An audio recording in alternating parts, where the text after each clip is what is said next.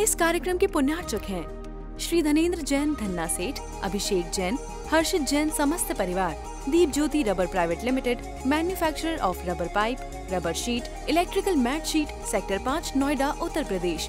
श्री सुनील जैन एवं श्रीमती मनीषा जी, अक्षत जैन, मोना जनरेटर्स, निर्माण विहार, दिल्ली। केवली भगवान है, वह प्रत्येक द्रव्य को, प्रत्येक पदार्थ को और प्रत्येक उसकी पर्यायों को साक्षात जानते हैं, स्पष्ट जानते हैं। इसलिए इसी के मंगलचरण पर कहा कि यद विद्या दर्पणायते, क्या कहा? यद विद्या दर्पणायते, का भगवान का ज्ञान पदार्थ को कैसे जानता है? का दर्पणवत। कैसे? जैसे दर्पण में क्या होता है?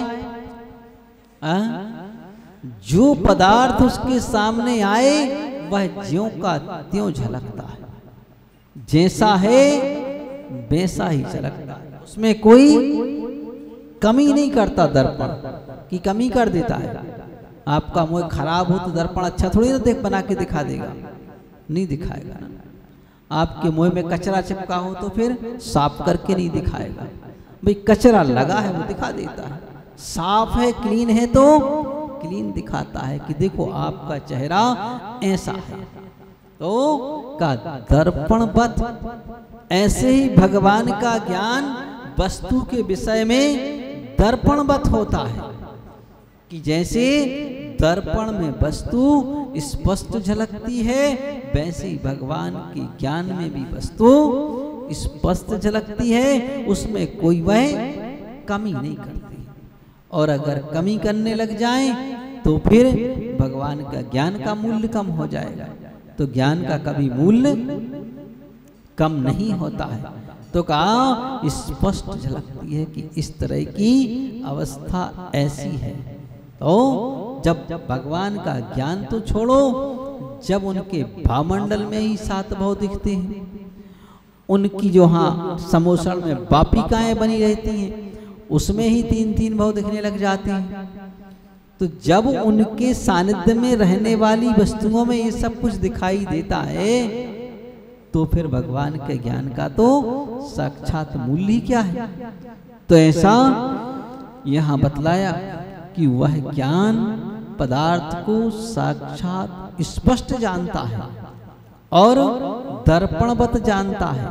तो दोनों में का अंतर बता दिया गया कि संसारी प्राणी का ज्ञान, मति ज्ञान, श्रुति ज्ञान, ये पदार्थ को परोक्ष रूप से जानता है, लेकिन पर पदार्थों को परोक्ष रूप से जानता है। इतना ध्यान, निज पदार्थ को तो प्रत्यक्ष रूप से जानता है, निज आत्मा को प्रत्यक्ष मतलब स्वयं ही अनुभव करता है। अगर स्वयं अनुभव ना करे तो फिर का आत्मा आत्मनि कैसे स्थिर हो, कि आत्मा आत्मा में स्थिर कैसे हो, और का उसका अनुभव, उसका वेदन, उसका आनंद कैसे लेगा? का परोक्ष रूप से लेगा क्या? का तो परोक्ष रूप से आनंद लेगा नहीं। का जब वह निज आत्म तत्व का आनंद निज आत्मा के द्वारा ही लिया जाता है तो फिर वह प्रत्यक्ष रूप से का आत्म तत्व को तो प्रत्यक्ष जानता है, बाकी सब पदार्थों को वह परोक्ष रूप से जानता है। ऐसे वह प्रत्यक्ष और परोक्ष का भेद केवल ज्ञान में और मति ज्ञान, श्रुति ज्ञान आदि में हुआ करता है।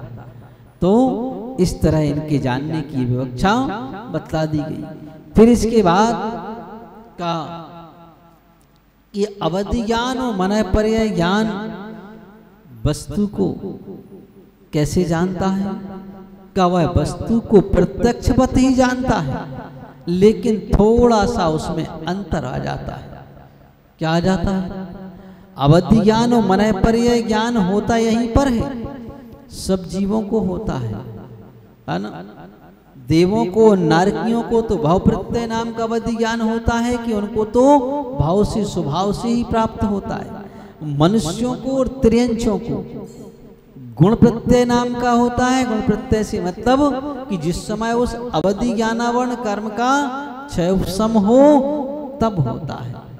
तो ऐसा वह अवधि ज्ञानावरण कर्म का क्षय उपशम पर वस्तु को प्रत्यक्ष तो जानता है, लेकिन निज वस्तु को नहीं जानता है। ये बड़ी विडंबना है। मति ज्ञान शुद्ध ज्ञान निज वस्तु को जानता है, पर वस्तु को प्रत्यक्ष नहीं जानता। अवधि ज्ञान मने परे ज्ञान पर वस्तु को जान रहा है, प्रत्यक्ष दिखाई दे रही उसको, सामने दिखाई दे रही, लेकिन निज आत्मा दिखाई नहीं दे रही। अब का उसमें अंतर क्या है? तो फिर केवल ज्ञान में और ज्ञान में अंतर क्या रह गया? दोनों में अंतर ये आ जाता है कि केवल ज्ञान सकल द्रव्य की गुण अनंत पर जाए अनंता जाने एक ही काल केवली भगवंता का सकल द्रव्य के गुण और पर्याय का एक ही काल में केवली भगवान एक साथ युगपत जानते हैं।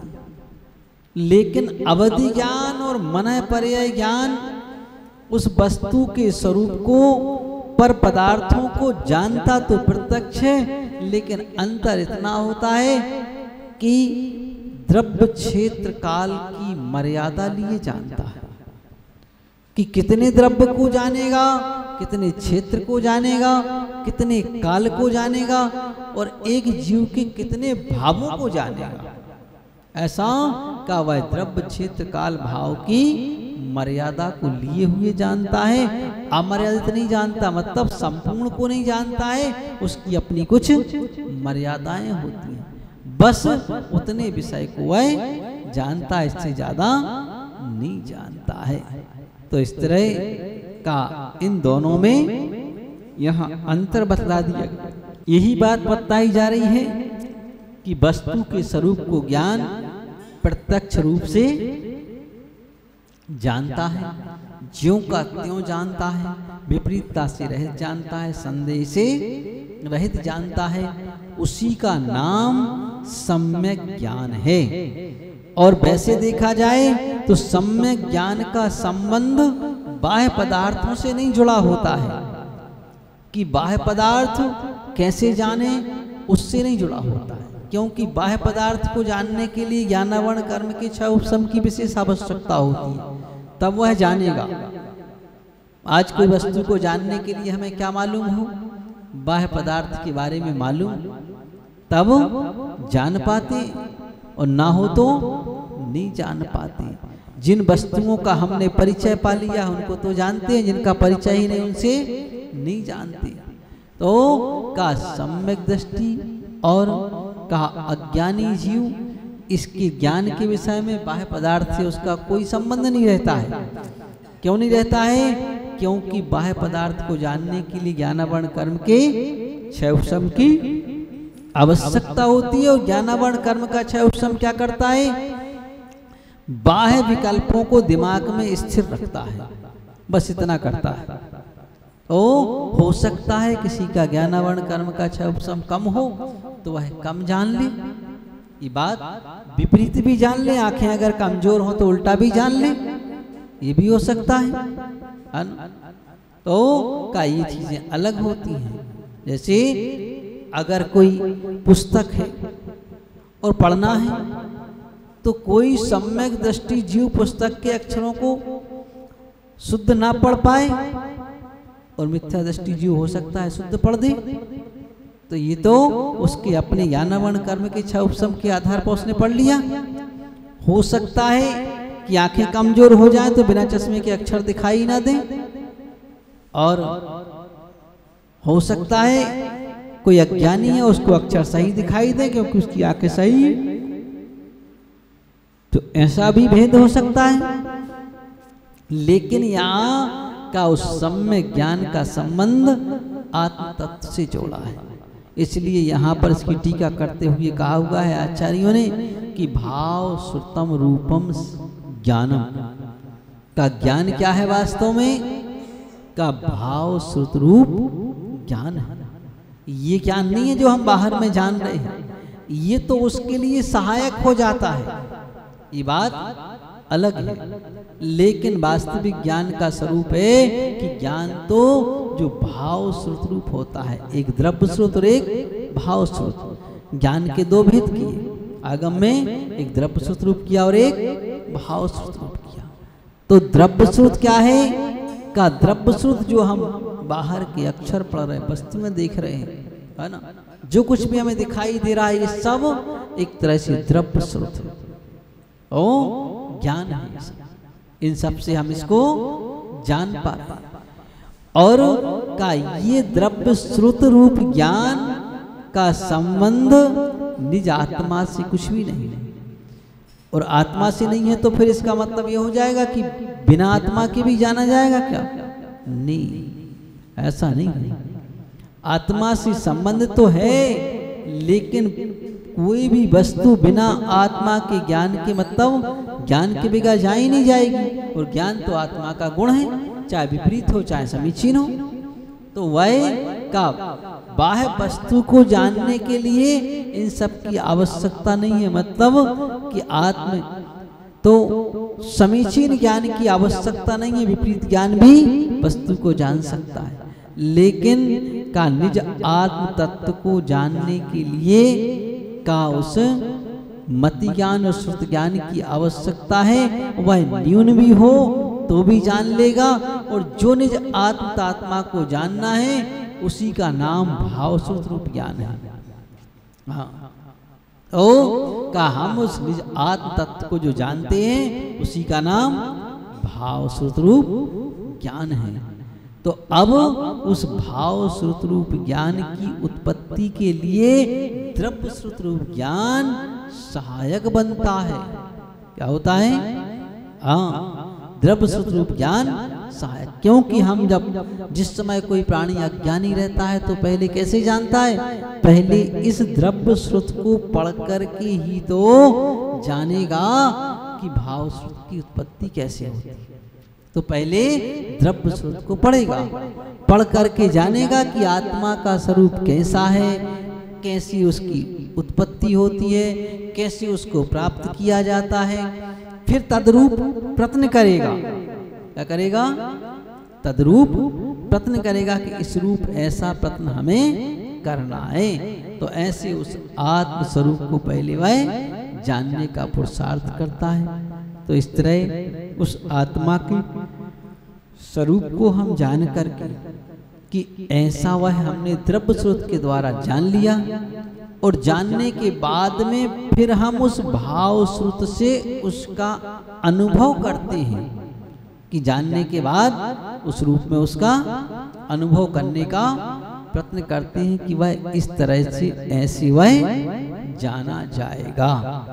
तो इस तरह और आत्म स्वरूप को जानने के लिए बाह्य पदार्थों की आवश्यकता नहीं होती है, ना इंद्रियों की आवश्यकता है, ना बाहर के प्रकाश की आवश्यकता है। तो लेकिन मन की आवश्यकता है, बिना मन के नहीं जान सकते, है ना।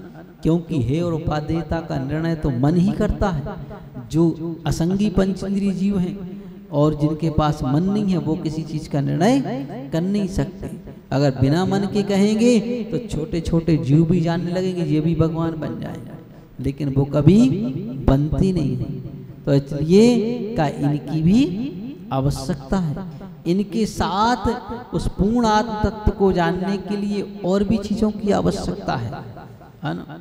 उसमें सहायक के रूप में और क्या है? इंद्रियों के विषयों के नियंत्रण की आवश्यकता भी होती है। अगर वो ना हो तो भी पूर्ण रूप से नहीं जान सकते, इसमें भी उसकी सहायता की आवश्यकता है। अगर वो ना होता तो फिर देवता भी भगवान बन जाते, लेकिन देव नहीं बन पाते। त्रियंच प्राणी भी बन जाते, लेकिन वो भी नहीं बन पाते। क्यों? क्योंकि उनके पास इंद्रिय नियंत्रण नहीं है ना। तो इसलिए वह नहीं बन पाते, इसलिए मनुष्य ही मात्र बन पाता है भगवान। तो इस तरह का उसको जानने का ये क्रम बताया कि हम उसको कैसे जान सकते हैं। अब यहाँ ये सम्यक ज्ञान का स्वरूप बतलाया। अब यहाँ उस सम्यक ज्ञान के स्वरूप को बतलाने के बाद आगे उस ज्ञान द्रव्य स्रोत रूप ज्ञान को कितने कितने भागों में बांटा गया इसको आगे बताएंगे। बोलिए देवादिदेव 1008 आदिनाथ भगवान की। इस कार्यक्रम के पुण्यार्चक थे श्री धनेन्द्र जैन धन्ना सेठ, अभिषेक जैन, हर्षित जैन समस्त परिवार। Deep Jyoti rubber private limited, manufacturer of rubber pipe, rubber sheet, electrical mat sheet, sector 5 Noida Uttar Pradesh. Shri Sunil Jain एवं श्रीमती मनीषा जी, अक्षत जैन मोना जनरेटर्स, निर्माण विहार दिल्ली।